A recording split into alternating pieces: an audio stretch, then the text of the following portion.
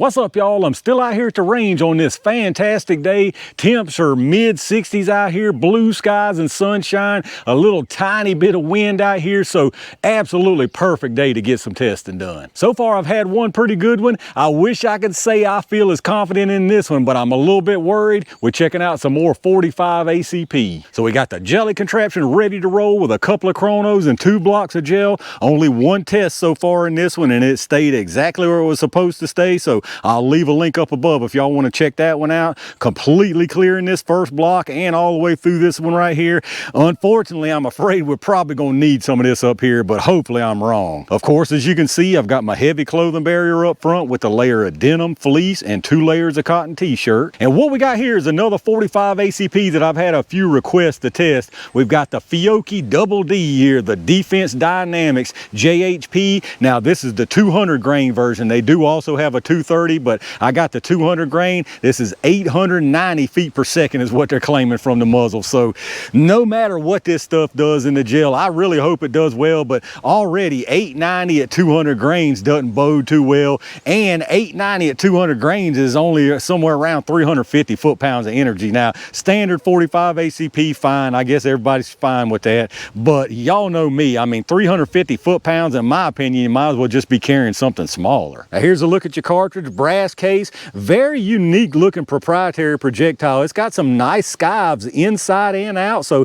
that's one thing that does give me a little hope that we might get some good performance from this regardless of the FPS. Like I say, really nice looking skives inside and out. Now, there was no barrel length listed on that 890 FPS. I'm assuming it's a 5-inch, could be even 6-inch, but probably a 5-inch being in this 45 ACP. So we've got a couple of different lengths to try out here. I do have a full-size 5-inch 1911 with the Rock Island Armory, and then I've got a shorter one here with my G30 that's got the 3.8-inch barrel. It's been pretty much a mixed bag when it comes to 45 ACP performance lately. I've had some good ones, some terrible ones. Hopefully this will be another one that goes into the good column. Let's get it all set up and see what they can do. All right, let's see what kind of numbers we can get out of this stuff, y'all. I'm gonna do a 5-round average from each barrel length, starting with the 1911 first. I'm gonna go ahead and get my disappointment out of the way right out the gate. Now, remember they're saying 890, no barrel lengths listed. We will see multiple velocities from this radar. Your large numbers right here at the muzzle, and then you've got 5 across the bottom. The first one there is set for 3 yards, which is roughly where the gel is here at 10 feet, and then the others are set for 10, 15, 25, and 50 yards. 890 is what we're looking for. I mean, I'm looking for more than that, but hopefully we get somewhere close to that 890. 75 yards, 862, 850,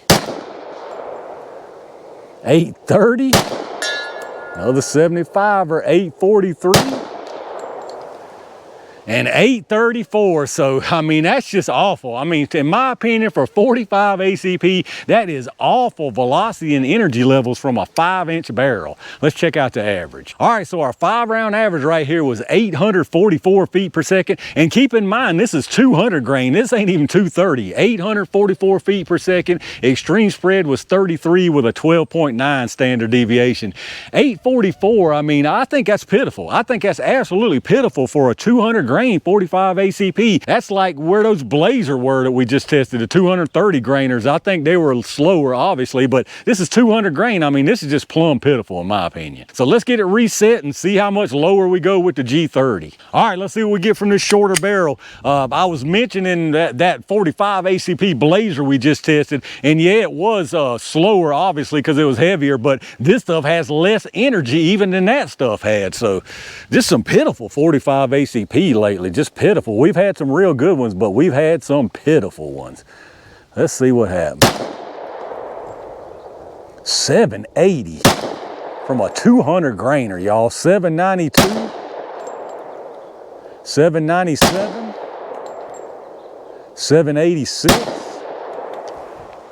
An 818 from a 200 grain 45 ACP. Let's check out this average. All right, sub 800 right there. We had a 5-round average of 794 feet per second. Extreme spread was 38 with a 14.5 standard deviation. 794, 200 grain 45 ACP, y'all. That's just pitiful. That is just absolutely pitiful to me. 794, if you remember out of 1911, it was 844, so you're talking about 50 feet per second difference between them. I don't think that's going to make much difference when it comes to this right here. It's going to be very interesting to see what happens now. If it's like that Blazer, that kind of velocity, again, it's faster but different weight projectile, we should see a total failure right here. But these projectiles are definitely a lot different in design, so maybe this stuff will get lucky. Let me get it reset and y'all know what time it is. All right, y'all, it's this Fiocchi's looking like a big jokey jelly time. I'm gonna put one through each barrel length into the gel, starting with this 1911. I really don't have any good hope for this stuff, none at all. I mean, the projectile looks interesting, but I just think this is moving too slow. I think it's going to clog and tumble, and that's about it.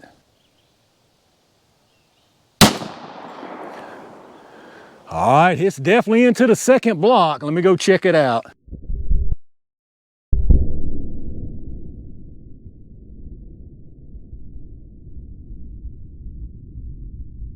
All right, absolutely no surprise at all down there. Terrible. It didn't have any kind of expansion into the second block. Stuff was moving 840 feet per second, a 200 grain 45 ACP. This right here is going to be even worse. I mean, there's absolutely no doubt about it.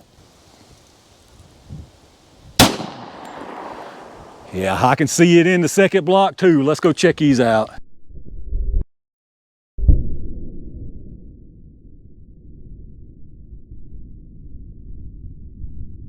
All right, let's check out what we got down here, y'all. Nothing good to talk about, that's for sure. Both of them look nearly identical. Both of them complete failures, in my opinion. Not to even mention the absolute pitiful energy level. This stuff is just pitiful as far as energy levels for 45 ACP. On the top, of course, this was the 1911. Now, you've got some disruption for both of them, but again, that's just because a 45 projectile is moving through this gel, goes all the way through here. Big old plug of cloth dumped right there. So I would say it clogged up and could not just get opened up. The low velocity, I mean, it's all to do with the low velocity here, no doubt about it. Up under it, the G30, basically the same thing. You got some disruption just because of the projectile moving through. I don't see any big plug of cloth, maybe some right there, but I bet this one's got it still in the cavity down here. Now this one goes maybe ½ inch further, but both of them facing forward with no expansion. As far as the penetration, the one on the top here from the 1911 is at 21 inches, and then down from the bottom, the G30 at the bottom is at 22 inches. So big time penetration there, all because you got absolutely no expansion. And here's your close-up look. Not a whole lot to see, just kind of a straight line disruption there all the way through from both of them. Now, don't get me wrong, not that this is terrible looking performance in the gel, but just when you take the whole picture, the low energy, the lack of expansion from an expanding HP, I mean, you have to call this a failure. How in the world could you not call this a failure? And then from the top, same story, just straight line disruption from both of them, all the way through the first block, into the second block, and no expansion. All right, let's check out these projectiles. Not really a whole lot to see here. Now, this one is from the 1911, this one's from the G30. You can see the difference here. The 1911 thought about wanting to do something. Well, it wanted to do something, it just couldn't. I mean, that low velocity was the problem here. A big old plug of cloth in the gel. This one just completely clogged up. By the time it was able to dump that out, it was too late. This stuff is just moving way, way too slow, in my opinion, for the design of this thing. Same thing with the G30, but even worse. You can see there was zero attempt right there. That low velocity, I mean, that shows you right there. Yeah, they both clogged, but if it was moving quicker, it would have pushed that cloth out of the way just like good rounds do. So it's really a shame. These projectiles look pretty decent. They look decently designed. They were just cheated. They were just absolutely cheated by loading them so weakly. But let's get the numbers on them anyway. They started at 200. This one from the 1911 is at 202.1, so obviously nothing lost there. This one from the G30 is at 201.4, so both of them no loss at all. And then as far as the sizes, I'm pretty sure even with this flaring, the base is going to be bigger. So this flared out area, yeah, it's only 4.1. So the base on this one, obviously, you got 4.53 with a length of 5.62. And in this one here, 4.50 with a length of 5.58. And there you go, y'all, the Fiocchi Defense Dynamics 200 grain 45 ACP. Terrible stuff. This is just terrible stuff again. Right along the same lines as that Blazer, weakly loaded, so you get absolutely no expansion, massive penetration. Again, if you put these in the right place, they're more than likely going to do the job, but this is absolutely not what you're paying for. And I can guarantee you, at least I know 100% sure, that I can get dirt cheap range ammo for way less than this stuff right here. So in my opinion, this is absolutely a no-go. And if the 200 grain acts like this, I mean, you can just imagine what the 230 does. All right, y'all, I'm gonna call it right there for what was unfortunately another 45 ACP fail fest. This is really just a reminder of how fortunate we've been here lately to have a few really good 45 ACP results, because 45 ACP, especially from a shorter barrel, can absolutely be tricky to get the kind of performance that these manufacturers are claiming. Well, it really, I guess it ain't that tricky. It's tricky to get what you're paying for from these manufacturers, I should put it that way. Because we've seen plenty of good performance even from heavier rounds, 230 grain stuff that's loaded properly.